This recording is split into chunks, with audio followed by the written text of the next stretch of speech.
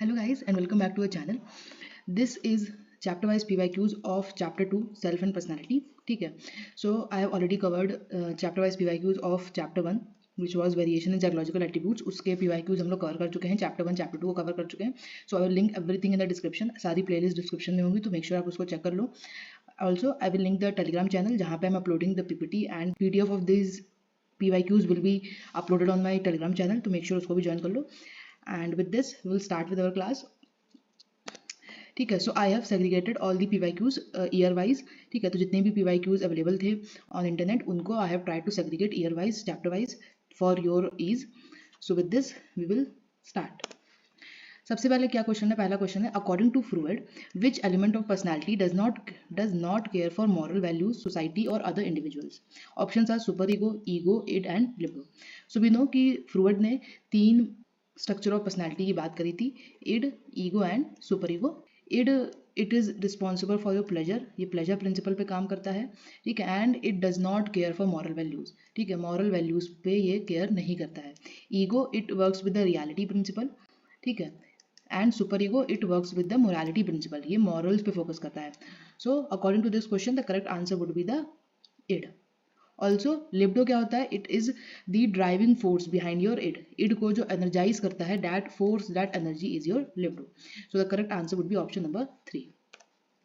Next question is, यहाँ पे match the following है, आपको मैच करना है. So self efficacy, real self, self report measure, self actualisation. And on the other end आपको कुछ इंडिविजुअल्स के नाम दे रखे हैं, आपको मैच करना है कि किसने कौन सा कंसेप्ट दिया. ठीक है. सो सबसे पहले the most easy one, real self, हमको पता है कि रॉजर्स ने दिया था. So we would go with option number 4. Self report measure it would go with Cattell. ठीक है. कैटल का जो 16 PF क्वेश्चनरी थी, it is a self report measure. ठीक है. Self efficacy it was given by Bandura, जिन्होंने observational learning की भी बात करी थी. सेल्फ एफिकेसी क्या होता है? It is the belief the individuals have कि वो कितना सक्सीड कर पाएंगे एक पर्टिकुलर सिचुएशन में. And self actualisation it was given by Maslow. ठीक है. मैस्लो ने अपनी हायरार्की ऑफ नीड्स से एक सेल्फ एक्चुअलाइज्ड पर्सन की बात करी थी. सो the correct answer would be option number 4. Next question says the important ideas propose by Karl Rogers. ठीक है. Karl Rogers and Abraham Maslow. ठीक है. तो वी नो इन दोनों ने ही ह्यूमनिस्टिक अप्रोच दी थी टू पर्सनालिटी. तो इनके कुछ इंपॉर्टेंट आइडियाज़ के बारे में बात हो रही है. सबसे पहला, people have a tendency to maximise self concept through self actualisation. सही है भाई. जहाँ जहाँ भी सेल्फ एक्चुअलाइजेशन लिखा होगा वो तो एब्सोल्युटली करेक्ट ऑप्शन होगा. Next, there is a collective unconscious consisting of archetypes. It is incorrect. Collective unconscious की बात किसने करी थी? यंग ने बात करी थी, कार्ल यंग ने बात करी थी. ठीक है. जो कि नियो फ्रॉइडियंस में आते हैं. So this one is not correct. तो ऑप्शन बी तो जिसमें है वो तो एलिमिनेट कर सकते हो directly. Next, behaviour is goal directed and worthwhile. People try to express capabilities, potentials and talents to the fullest possible extent. ये भी सही है कि जो इंडिविजुअल्स होते हैं अपने पोटेंशियल्स को, अपनी कैपेबिलिटीज को फुलेस्ट पॉसिबल एक्सटेंट तक शो करने की, एक्सप्रेस करने की कोशिश करते हैं. And this is the your fully functioning person, जो कि रॉजर्स ने दिया था कंसेप्ट. ठीक है. तो मैस्लो ने सेल्फ एक्चुअलाइजेशन की बात करी थी एंड रॉजर्स ने फुली फंक्शनिंग पर्सन की बात करी थी. सो ये भी सही है. Next, an atmosphere of unconditional positive regard must be created in order to ensure enhancement of one self concept. ये भी सही है. It was given by Rogers, जहाँ पे वो कहते हैं कि हर एक इंडिविजुअल को regardless of his or her actions, उन सबको एक अनकंडीशनल पॉजिटिव रिगार्ड मिलना चाहिए बिना किसी कंडीशन के. So this one is also true. Next, human beings display a wide range of variations in psychological attributes. ठीक है. ये इन जनरल स्टेटमेंट सही है but it is not related to Rogers और मैस्लो, क्योंकि ये बात करता है वेरिएशंस इन साइकोलॉजिकल एट्रीब्यूट्स की, जो कि चैप्टर 1 से देखते आ रहे हैं. तो यहाँ पे इसका कुछ रिलेवेंस नहीं है. So the correct options are A, C and D. A, C and D. So option number 4 it would be a correct option. Next question says the clinical psychologist assessed person B personality using a test based on less structured stimuli. ठीक है. The test helped to assess his unconscious motives and feelings. Identify the test used by the psychologist. तो हम लोगों ने अलग अलग personality assessment test की बात करी है. ठीक है. So options are self report measure. Self report measure तो जनरली ऑब्जेक्टिव होते हैं इन नेचर. ठीक है. ऑब्जेक्टिव होते हैं प्लस ये स्ट्रक्चर्ड भी होते हैं, जहाँ पे एक इंडिविजुअल को अपने फीलिंग्स को सेल्फ मेजर, सेल्फ रिपोर्ट करना है. कुछ क्वेश्चन दे रखे होंगे और उन क्वेश्चंस पे आपको सेल्फ रिपोर्ट करना है अपनी फीलिंग्स को. ठीक है. सो ये तो हो नहीं सकता है. Next, behavioural analysis. इसमें क्या करते हैं? हम बिहेवियर को एनालाइज करते हैं अंडर वेरियस सिचुएशंस. ठीक है. अलग अलग सिचुएशंस में हम बिहेवियर को एनालाइज करते हैं. तो क्वेश्चंस में बिहेवियर की तो कहीं बात ही नहीं करी है. सो दिस वाज आल्सो, ये भी करेक्ट नहीं होगा. Next is psychometric test. So psychometric test एक जनरल टर्म यूज करा जाता है for measuring all kinds of variation जो हम एक किसी भी इंडिविजुअल में देखते हैं। तो इससे साइकोमेट्रिक टेस्ट से हम इंटेलिजेंस को भी मेजर कर सकते हैं, ठीक है, पर्सनालिटी को भी मेजर कर सकते हैं, एप्टीट्यूड को भी मेजर कर सकते हैं, ठीक है। तो ये बहुत सारे अलग अलग जो भी एट्रीब्यूट्स होते हैं एक इंडिविजुअल के, उन सबको ही मेजर करने के लिए यूज करा जाता है साइकोमेट्रिक टेस्ट, ठीक है। So this would also not relevant to our question. So the correct option is option number 2, that is projective techniques. Projective techniques में हम लोग क्या करते हैं, projective techniques में जो stimulus होता है वो less या फिर poorly structured होता है, और इसके साथ साथ हम लोग unconscious पे फोकस करते हैं, ठीक है। तो जहाँ भी unconscious की बात हो या फिर less structured stimuli की बात हो, वहाँ पे the test used would be your projective techniques.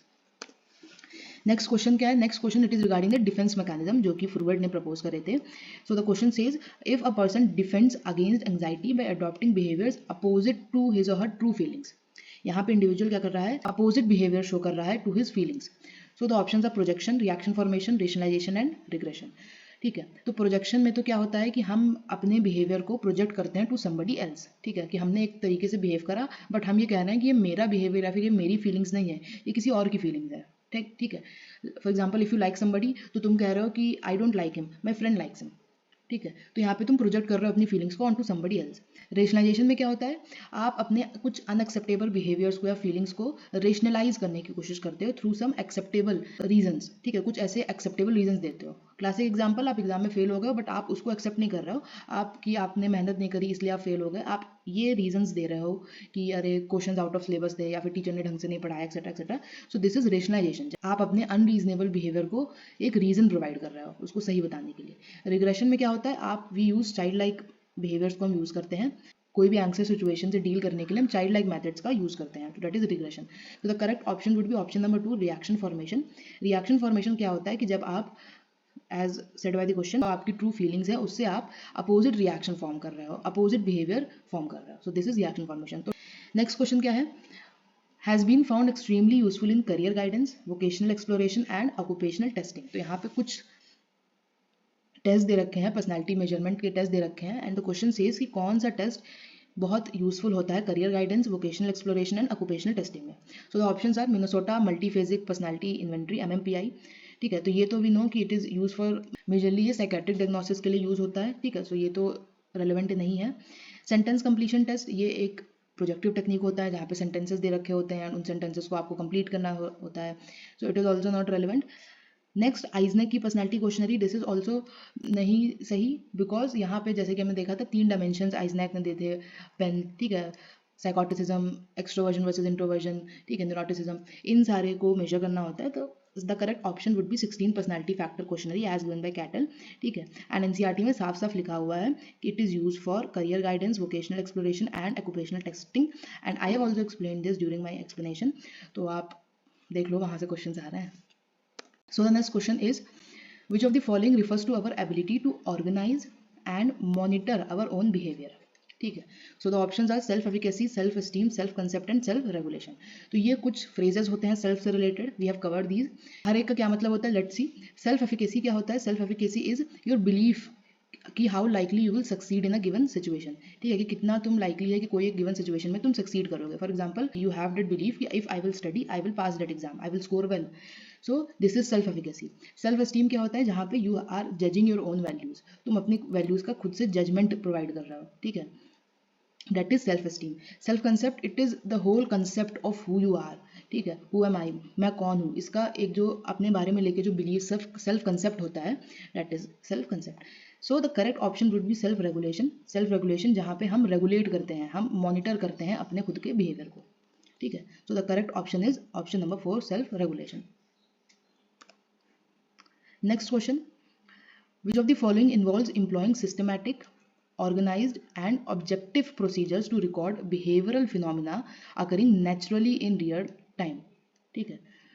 So the options are psychological test, self report, observation and case study। तो सबसे पहले साइकोलॉजिकल टेस्ट, ये तो ऑप्शन हो ही नहीं सकता because it is very vague option, ठीक है। साइकोलॉजिकल टेस्ट, ये टर्म में बहुत सारे टेस्ट आ जाते हैं, ठीक है, यहाँ पे स्पेसिफिक कुछ भी डिटरमाइन नहीं हो पा रहा है इस टर्म से। Next self report, self report हमको पता है एज द क्वेश्चन सेज कि यहाँ पे हम बिहेवियर को एनालाइज कर रहे हैं, हम बिहेवियर को एक natural real time natural setting में बिहेवियर को एनालाइज कर रहे हैं। तो सेल्फ रिपोर्ट में तो हम खुद से कुछ क्वेश्चनरीज होती हैं, उसमें हम अपने अकॉर्डिंगली अपनी फीलिंग्स को सेल्फ रिपोर्ट करते हैं, तो ये भी नहीं हो सकता है। Next case study. Case study क्या होता है कि जहाँ पे हम किसी एक पर्टिकुलर इंडिविजुअल के ऊपर एक इन डेप्थ हम केस स्टडी कर रहे हैं, जैसे क्लिनिकल केस स्टडीज होती हैं, किसी भी एक क्लिनिकल इंसिडेंट हो गया और उस इंडिविजुअल की फिर हम केस स्टडी कर रहे हैं, या फिर जितनी भी बायोग्राफीज होती हैं। सो केस स्टडी भी यहाँ पे नहीं होगा, क्योंकि यहाँ पे हम कोई भी बिहेवियर को ऑब्जर्व नहीं कर रहे हैं, रिकॉर्ड नहीं कर रहे हैं किसी बिहेवियर को रियल टाइम में। So the correct option would B observation, जहाँ पे हम किसी भी बिहेवियर को ऑब्जर्व करते हैं, रिकॉर्ड करते हैं रियल टाइम में, और ये एक सिस्टमैटिक, ऑर्गेनाइज और ऑब्जेक्टिव प्रोसीजर्स के थ्रू होता है। Next question, the instinctual life force that energizes the id. So we have already seen the correct option for this is libido. ठीक है, लिबिडो वो फोर्स होती है जो इड को एनर्जाइज करती है, एक टाइप का फ्यूल होता है जो इड को एनर्जी प्रोवाइड करता है। ठीक है, ego it is based on the reality principle, super ego morality principle पे बेस्ड है, एंड डिफेंस मैकेनिज्म जो कि फ्रूइड ने प्रपोज करे थे to deal with your anxiety. Next question क्या है, एरिक फ्रॉम। ठीक है, ये कौन थे, ये एक नियो फ्रीऑडियन थे, जैसे कि हमें पता है। ठीक है, तो नियो फ्रीऑडियंस, इस टॉपिक को भी आपको बहुत अच्छे से करना है। Erich Fromm viewed human beings differently despite being a post Freudian. Identify his view from the statements given below. तो कुछ स्टेट्समेंट दे रखे हैं और इसमें हम लोग को फ्रॉम के व्यू को एनालाइज करना है। सो सबसे पहले option C, sexual aggressive beings, ये तो हो ही नहीं सकता है। ठीक है, क्योंकि इट वॉज गिवन बाय फ्रूइड का उन्होंने सेक्सुअल ड्राइव्स एग्रेशन पे ज़्यादा फोकस करा, तो ऑप्शन सी जिसमें है वो पहले एलिमिनेट हम कर सकते हैं। Next, being purposeful and goal directed. So this was set by Adler, ये अल्फ्रेड एडलर ने कहा था। ठीक है, अगर आप एनसीईआरटी देखो, एनसीईआरटी की लाइन से क्वेश्चन उठ रहे हैं, तो एक एक लाइन इंपॉर्टेंट है एनसीईआरटी की आपके लिए। It was set by Adler, basically social beings, ये it was set by Fromm का व्यू पॉइंट यही था कि हम जो इंडिविजुअल्स होते हैं, ये सोशल बींग्स हम लोग होते हैं, we are the result of socialisation and our personality develops from our experiences with other individuals. Option B सही है, ऑप्शन ई सही है। Guided by aims and aspiration, ये किसने बोला था, ये रॉजर्स ने बोला था। तो एनसीईआरटी की लाइन से क्वेश्चन उठ के आ रहे हैं, तो मेक श्योर आप हर एक लाइन्स को एनसीईआरटी की बहुत अच्छे से करो। तो the correct option would be option B and E. Next, ये भी देखो बॉक्स का क्वेश्चन है, जो एनसीईआरटी में बॉक्स दे रखे हैं उससे क्वेश्चन आए हैं। सो आपको मैच द फॉलोइंग। तो सबसे पहले डिस्पोजिशन क्या होता है, इट इज योर टेंडेंसी कि आप किसी एक पर्टिकुलर तरीके से रिएक्ट कर रहे हो ना given situation, it is known as disposition. तो ये क्या है, ये पर्सनालिटी से ही रिलेटेड अलग अलग टर्म्स हैं। ठीक है, तो disposition would be option number third. Trade क्या होते हैं, ये स्टेबल एंड परसिस्टेंट वेज होते हैं बिहेविंग के। हमने ट्रेड अप्रोचेस भी बहुत सारी देखी और हमने देखा कि ट्रेड ये रिलेटिवली स्टेबल वेज होते हैं बिहेव करने के। हैबिट क्या होती है, ये ओवरलर्न मोड्स ऑफ बिहेवियर, हम लोग की हैबिट्स फॉर्म हो जाती हैं, ये हम लोग जो लर्न कर करके हमारे बिहेवियर फॉर्म हो जाते हैं, वो होते हैं हमारी habits. Values, these are the goals and ideals that are worthwhile to achieve, कुछ ऐसे गोल्स हमारे, कुछ आइडियल्स जो हम अचीव करते हैं life long. So the correct option would be option number 2। Next, Varun's personality attributes can be described as dutiful, truthful, and disciplined, clean, and detached. Which type of personality is Varun having according to the Charak Samhita? तो हमको पता है चरक संहिता के according 3 type के personality बताए गए हैं गुणा के बेसिस पे। ठीक है, सत्व गुण, तमस गुण एंड रजस गुण। सो the correct option is the सत्व गुण। ठीक है, जहाँ पे वो बात करता है कि किसी की भी पर्सनालिटी जो होगी वो बहुत ही ज़्यादा ट्रूथफुल होगी, ड्यूटीफुल होगी, डिसिप्लिन होगी, जो कि हम ज़्यादातर योगीज में देखते हैं। ठीक है, तो करेक्ट ऑप्शन वुड बी सत्व गुण। रजस गुण, it is known for gratification. ठीक है, जहाँ पे आपको इमीडिएट ग्रेटिफिकेशन चाहिए। ठीक है, and tamas guna, it is known for depression, laziness etcetera, इस टाइप के attribute. So the correct option is option number first, sattvaguna. तो ये सारे गुणास के कुछ कुछ एट्रीब्यूट्स, मेजर एट्रीब्यूट्स आप लर्न कर लो। Next, Indian adaptation of TAT, that is the thematic apperception test, has been done by, किसने दिया था Indian adaptation of TAT? So the correct option is Uma Chaudhary. ठीक है, उमा चौधरी ने दिया था। टैट में क्या होता है, थीमेटिक अप्रिसिएशन टेस्ट, इसमें 30 कार्ड्स होते हैं, 30 कार्ड्स होते हैं ब्लैक एंड व्हाइट में, 1 ब्लैंक कार्ड होता है और उनके बेसिस पे हम लोगों को एक स्टोरी बनानी होती है and it is a kind of projective technique. ये प्रोजेक्टिव टेक्निक होता है जहाँ पे हमारे अनकॉन्शियस को रिवील करने की कोशिश करी जाती है। Next, Freud proposed 5-stage theory of personality, also called the psychosexual stages of development. The order in which these stages appear, correct order में हमें बताना है। So we know सबसे पहले oral stage होता है, जहाँ पे the focus is the mouth of the infant. Next is the anus, जहाँ पे toilet training की बात होती है। Next इजोफेलिक स्टेज, जहाँ पे ऑडिपस कॉम्प्लेक्स, इलेक्ट्रा कॉम्प्लेक्स जैसी चीज़ें हम लोग देखते हैं।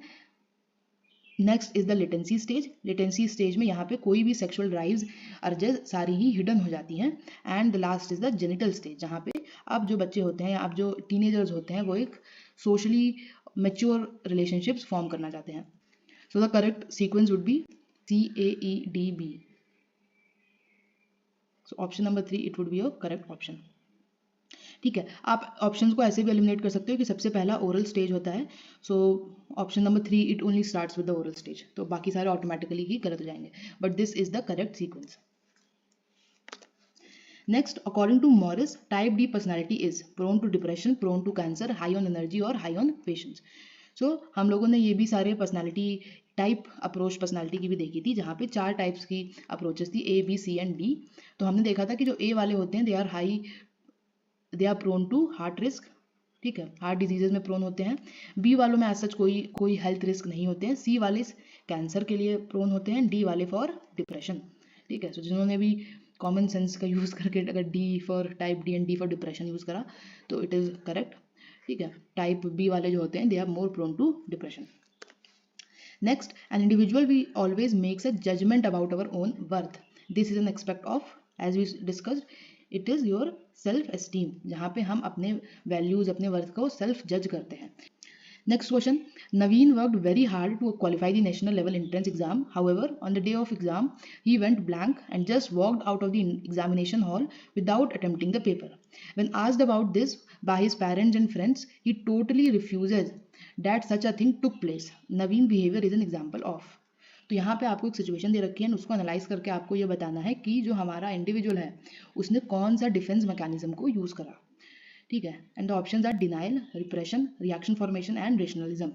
सबसे पहले रेशनलिज्म जैसा कोई भी डिफेंस मैकेनिज्म होता ही नहीं है। नेक्स्ट क्वेश्चन कहता है कि यहाँ पे जो नवीन है उसने टोटली रिफ्यूज़ कर दिया, वो एग्ज़ाम देने गया, एग्ज़ाम में बिल्कुल ब्लैंक आउट हो गया, पेपर अटेम्प्ट भी नहीं करा, बाहर आ गया, और जब उससे पूछा गया तो उसने एकदम ही रिफ्यूज़ कर दिया, मना कर दिया, डिनाई कर दिया कि ऐसी कोई चीज़ हुई भी है मेरे साथ, ठीक है। So it is clearly your denial defence mechanism, जहाँ पे हम लोग क्या करते हैं, हम लोग कंप्लीटली डिनाई कर देते हैं किसी भी एक एंग्शियस प्रोन इवेंट के बारे में, ठीक है। रिप्रेशन में हम लोग रिप्रेस कर देते हैं हमारे अनकॉन्शियस में, तो ऐसा कुछ तो यहाँ पे हो नहीं रहा, यहाँ पे क्लियरली इट स्टेज कि उसने रिफ्यूज़ करा, डिनाई करा, ठीक है। रिएक्शन फॉर्मेशन में हम अपोजिट रिएक्शन फॉर्म करते हैं to our feelings, and rationalism तो जैसे कुछ डिफेंस मैकेनिज्म होते ही नहीं है। तो the correct option would B denial. Next, individuals with high which of the following have been found to stop smoking, and the moment they decide to do, what aspect of self is highlighted in this example? The options are self esteem, self concept, self efficacy and self motivation.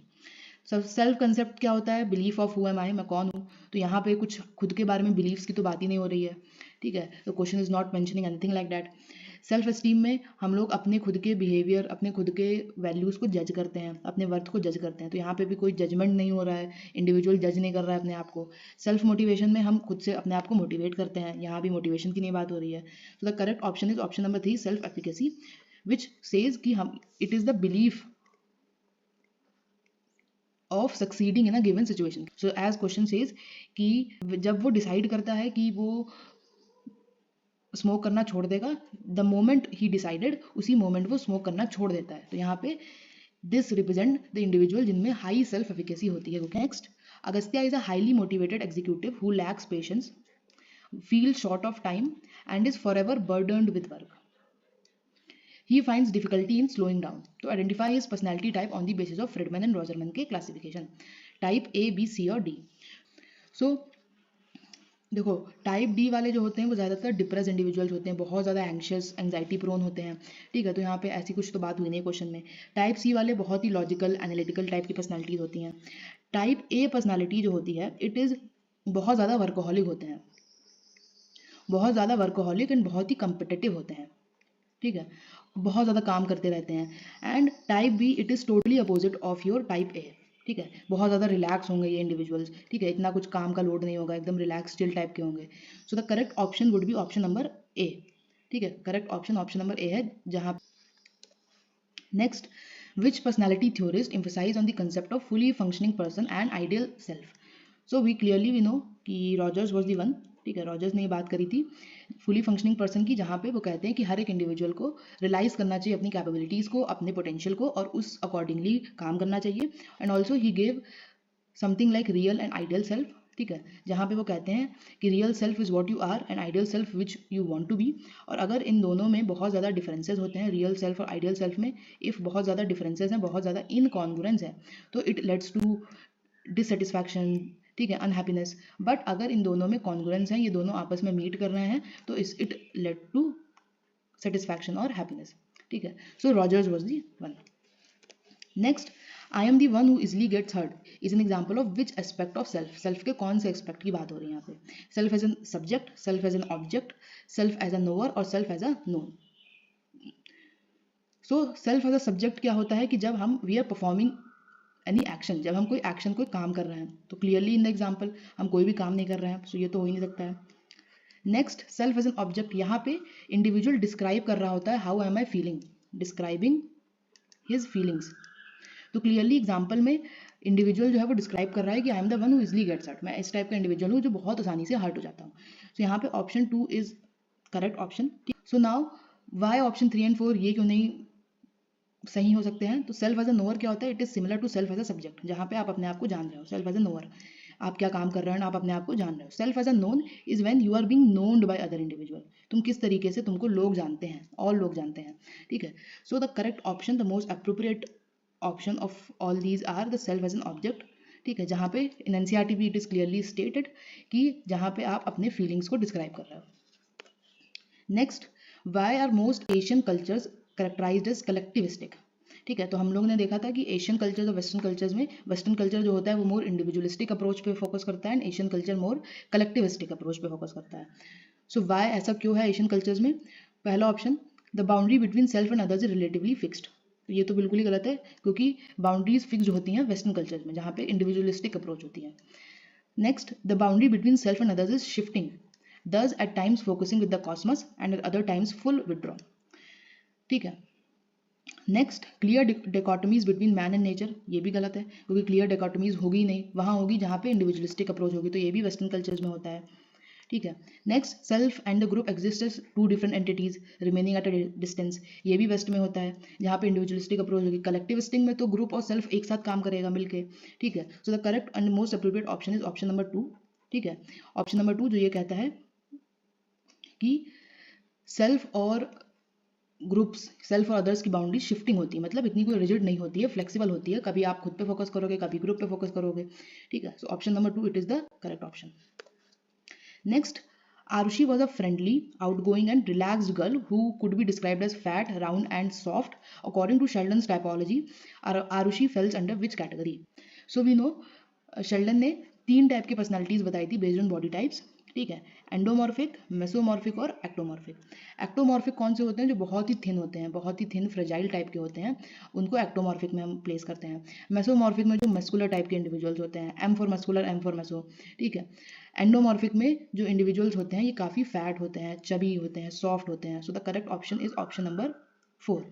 फेलगमेटिक, ये कोई typology थी ही नहीं Sheldon की, it was given by Hippocrates, ठीक है। Hippocrates ने जो अपनी ह्यूमरल थ्योरी दी थी उसकी बात है ये, ठीक है। So the correct option is option number 4।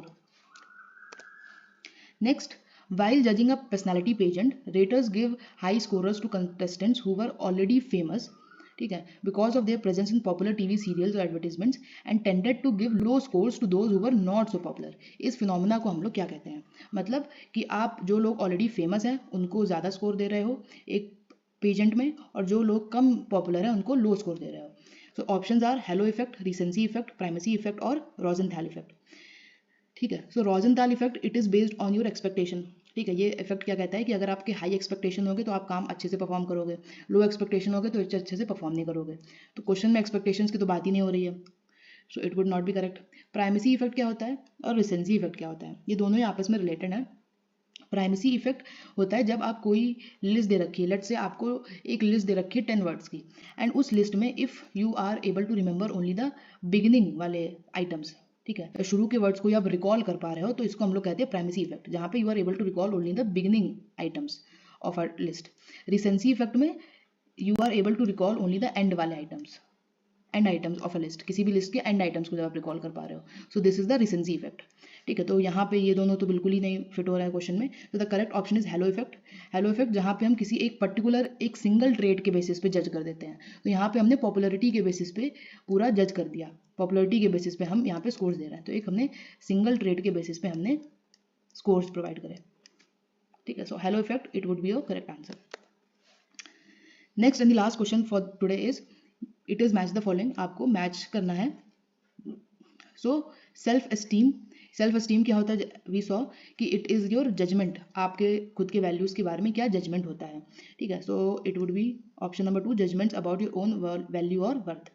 Next social self क्या होता है? इट इज़ योर फैमिलियल और रिलेशनल सेल्फ, जो आप पुट फॉरवर्ड करते हो सोसाइटी में एक दूसरे के साथ. Self concept, the way we perceive our self and the ideas we hold about our competencies and attributes, जो हमारे खुद के बारे में हमारे सेल्फ कंसेप्ट क्या होता है, सेल्फ आइडियाज़ क्या होते हैं खुद के बारे में, भी हम लोग प्रीवियस क्वेश्चंस में डिस्कस करते आ रहे हैं. And self efficacy is the extent to which individuals believe that they themselves control their life outcomes, कि आप अपने खुद के आउटकम्स को कंट्रोल कर रहे हो. ठीक है, आप सक्सीड कर सकते हो, आप सब कुछ you have control over your life. So the correct option would be option number 3.